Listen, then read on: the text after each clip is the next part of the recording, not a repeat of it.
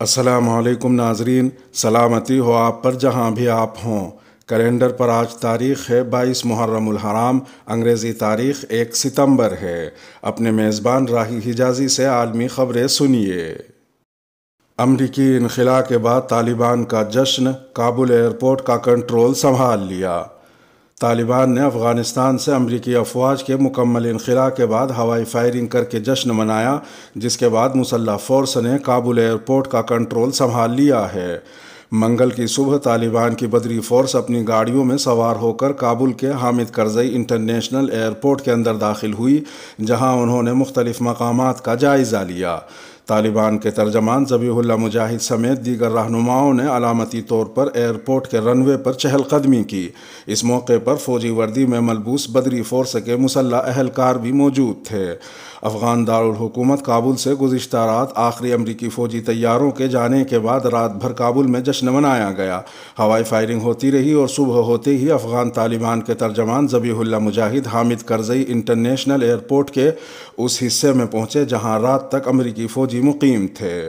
صحافیوں سے بات چیت میں طالبان ترجمان نے کہا کہ وہ باضابطہ طور پر امریکی اور بیرونی افواج سے آزادی کا اعلان کر رہے ہیں۔ ذبیح اللہ مجاہد کا کہنا تھا کہ وہ امریکہ سمیت تمام ملکوں سے اچھے تعلقات چاہتے ہیں۔ ایئرپورٹ میں داخل ہونے کے بعد انہیں خاص طور پر ایئرپورٹ کے اس حصے میں لے جایا گیا جو گزشتہ رات تک امریکہ کے زیر کنٹرول تھا۔ اگرچہ ذبیح اللہ مجاہد اور دیگر طالبان رہنما پہلے تو پیدل اس طرف روانہ ہوئے، لیکن بعد میں انہیں بتایا گیا کہ وہ جگہ 3 یا 4 کلومیٹر دور ہے، جس کے بعد ذبیح اللہ مجاہد اور دیگر 3 طالبان رہنما ایک گاڑی میں بیٹھ گئے۔ ایئرپورٹ پر کچھ غیر ملکی صحافی بھی نظر آ رہے تھے، جن میں ایک خاتون بھی تھیں جنہوں نے حجاب کیا ہوا تھا۔ طالبان کے حامیوں کی جانب سے شیئر کی گئی ویڈیوز میں دیکھا جا سکتا ہے کہ اب بھی ایک امریکی فوجی جہاز وہاں پر نظر آ رہا ہے جو امریکی وہاں چھوڑ کر چلے گئے ہیں۔ ان ویڈیوز میں سنا جا سکتا ہے کہ طالبان رہنما اپنے سیکیورٹی دستے کو کہتے ہیں کہ جہاز کا محاصرہ کر لو۔ طالبان کے ترجمان ذبیح اللہ مجاہد نے کابل کے حامد کرزئی انٹرنیشنل ایئرپورٹ پر موجود طالبان کے سیکیورٹی دستوں سے بھی مختصراً خطاب کیا اور کہا کہ وہ افغان عوام کا خیال رکھیں، کیونکہ افغان عوام نے گزشتہ 20 سال بہت ظلم اور تکلیفیں جھیلی ہیں۔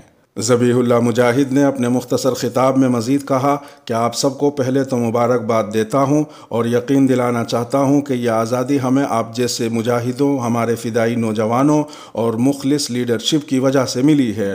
آپ سے یہ گزارش بھی ہے کہ عوام کو تنگ نہ کریں، کیونکہ ہمارے عوام نے 20 سال سخت مشکل میں گزارے ہیں۔ ہم ان پر مسلط نہیں ہوئے ہیں بلکہ ان عوام کے خادم ہیں۔ طالبان کے ایک اور رہنما حکمت اللہ واسق نے کہا ہے کہ بالآخر افغانستان اب آزاد ہے، جہاں فوج اور شہری ان کے ساتھ ہیں اور تمام انتظام اب ان کے کنٹرول میں ہے۔ انہوں نے کہا کہ افغانستان میں ہر چیز پرامن اور محفوظ ہے۔ امید ہے کہ جلد اپنی کابینہ کا اعلان کر دیں گے۔ افغانستان کے سرکاری ٹی وی کو انٹرویو کے دوران طالبان کے ترجمان ذبیح اللہ مجاہد نے کابل ایئرپورٹ سے دوبارہ پروازیں شروع کرنے سے متعلق کہا کہ ان کی تکنیکی ٹیم ہوائی اڈے کی لاجسٹک اور تکنیکی معلومات کی چھان بین کرے گی۔ ان کے بقول اگر ہم کابل ایئرپورٹ پر تباہ شدہ اشیاء کو اپنی مدد آپ کے تحت ٹھیک کر سکے تو ہمیں کسی کی مدد درکار نہیں ہوگی۔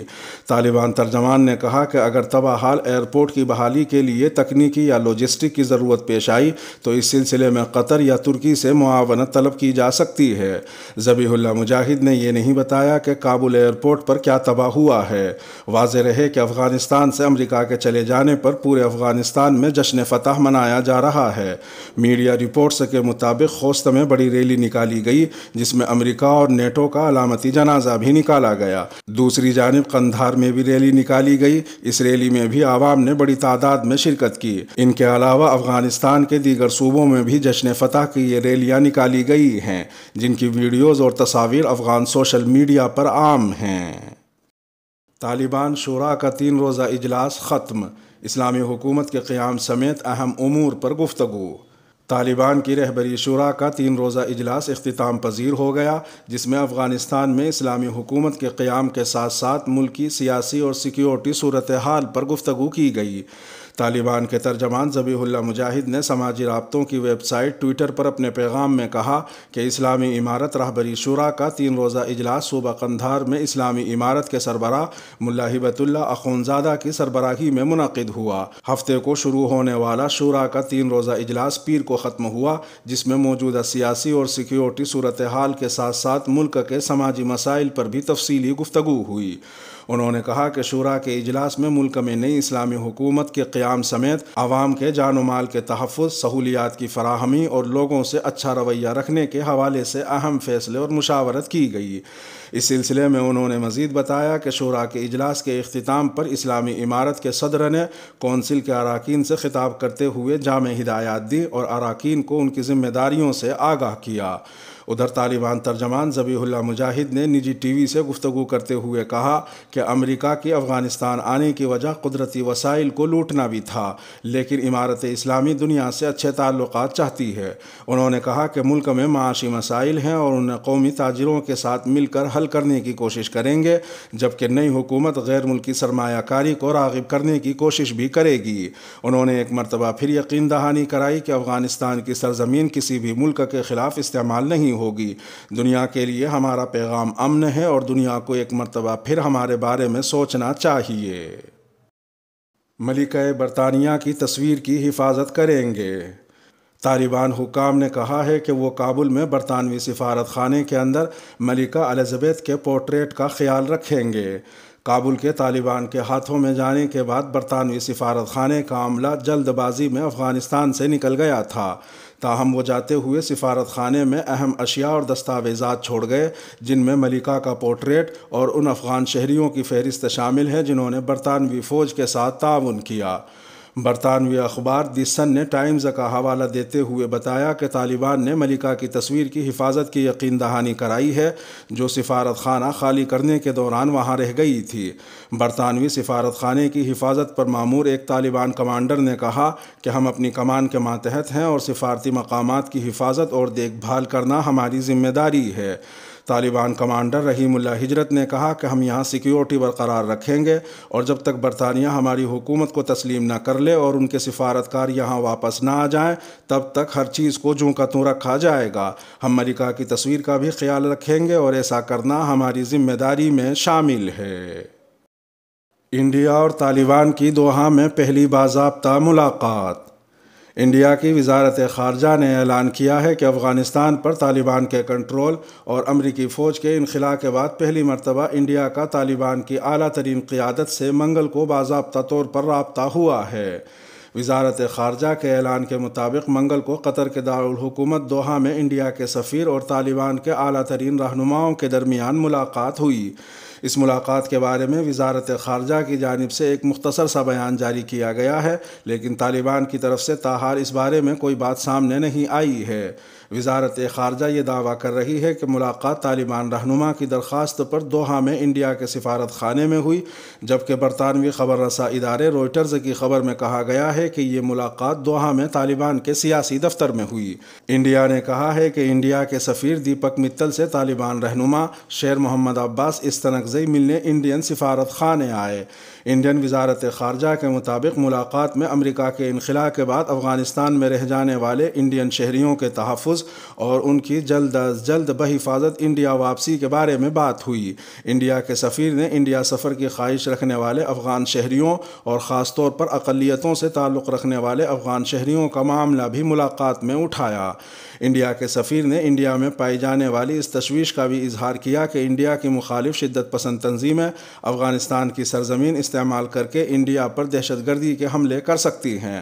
انڈیا کی وزارت خارجہ کی طرف سے یہ بھی کہا گیا ہے کہ طالبان نے ان تمام معاملات کو مثبت انداز میں حل کرنے کی یقین دہانی کرائی ہے۔ یاد رہے کہ انڈیا اور افغانستان میں امریکی پشت پناہی میں قائم اشرف غنی کی حکومت کے ساتھ قریبی سفارتی اور سیاسی تعلقات تھے، اور انڈیا نے گزشتہ 20 برس میں افغانستان میں مختلف ترقیاتی منصوبوں پر $3 ارب کے قریب سرمایہ کاری کی تھی۔ روئٹرز خبر رساں ادارے کے مطابق افغانستان میں اشرف غنی کی حکومت ڈھیر ہو جانے اور طالبان کی تیزی سے پیش رفت پر انڈیا کے اندر مختلف سیاسی، دفاعی اور تجزیہ کاروں کی طرف سے نریندر مودی کی حکومت پر طالبان سے رابطہ نہ کرنے پر شدید تنقید کی جا رہی ہے۔ انڈیا نے اس سال جون میں دوحہ میں طالبان رہنماؤں سے غیر رسمی رابطہ قائم کرنے کی کوشش کی تھی۔ انڈیا نے افغانستان میں مختلف ترقیاتی منصوبے مکمل کرنے کے علاوہ افغانستان کی فوج کو تربیت بھی دی تھی اور انہیں اسلحہ اور ہیلی کاپٹرز سمیت فوجی ساز و سامان بھی فراہم کیا تھا۔ روئٹرز نے انڈین ذرائع کے حوالے سے کہا ہے کہ شیر محمد عباس استنکزئی، جو 1980 میں افغان فوج کے ایک اہلکار کی حیثیت سے انڈیا کی فوجی اکیڈمی میں تربیت حاصل کر چکے ہیں، انہوں نے گزشتہ ماہ انڈیا سے رابطہ کر کے کابل میں انڈیا کے سفارت خانے کو بند نہ کرنے کی درخواست کی تھی۔ پنجشیر کے داخلی راستے پر طالبان کا حملہ پسپا کیے جانے کی تردید۔ افغانستان کے صوبے پنجشیر میں طالبان مخالف فرنٹ نے دعویٰ کیا ہے کہ منگل کی رات کو انہوں نے وادی پنجشیر کے داخلی راستے پر طالبان کا حملہ پسپا کر دیا ہے، جبکہ طالبان نے کہا ہے کہ انہوں نے ابھی اس وادی پر سرے سے حملہ ہی نہیں کیا ہے۔ مخالف فرنٹ کے ترجمان فہیم دستی نے ایک ویڈیو پیغام میں کہا کہ طالبان اپنی قسمت آزمانا چاہتے تھے لیکن وہ خوش قسمت نہیں تھے، ان کے حملے کو پسپا کر دیا گیا۔ فہیم دستی نے کہا کہ طالبان نے کئی افراد کو ہلاک اور زخمی کیا ہے اور کئی پنجشیری جنگجو زخمی ہوئے ہیں، تاہم طالبان نے BBC کو بتایا کہ پنجشیر پر حملہ نہیں کیا گیا۔ طالبان کے ترجمان ذبیح اللہ مجاہد کے معاون بلال کریمی نے BBC کو بتایا کہ ان کی افواج پنجشیر کا محاصرہ کر رہی ہیں لیکن انہیں امید ہے کہ پنجشیر کا مسئلہ مذاکرات کے ذریعے حل ہو جائے گا۔